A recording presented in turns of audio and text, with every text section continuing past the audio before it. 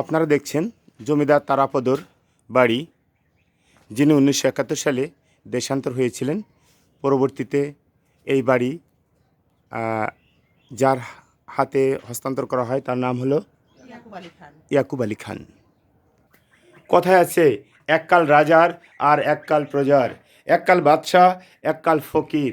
আজ জমিদার তারাপদ কোথায় আর তার বাড়ি কোথায়? আমরা জমিদার তারাপদর বাড়ির ছাদে যাচ্ছি। আমাদের সহযোগিতা করছেন পরবর্তী উত্তরাধিকারী, তত্ত্বাবধানকারী এবং বর্তমান দখলদার ইয়াকুব আলী খানের ছেলে।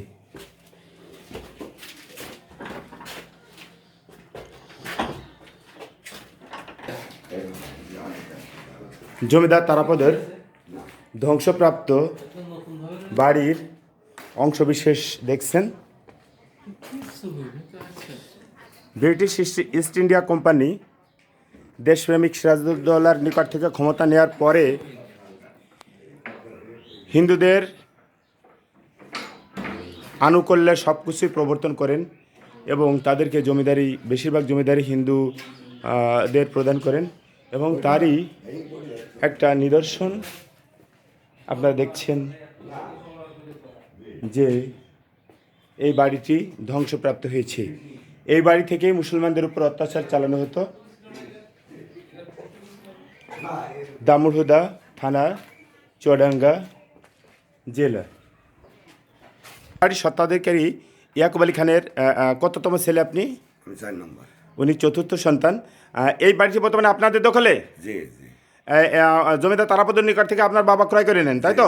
71 সালে না 47 সালে? ওই 71-এর আগে। 71-এর আগে, তার মানে সেই যখন ভারত পাকিস্তান হয় তখন? তারও আগে। তার মানে 1905 সালে বঙ্গভঙ্গ হয়েছিল তখন? 45 সালে মনে হয়।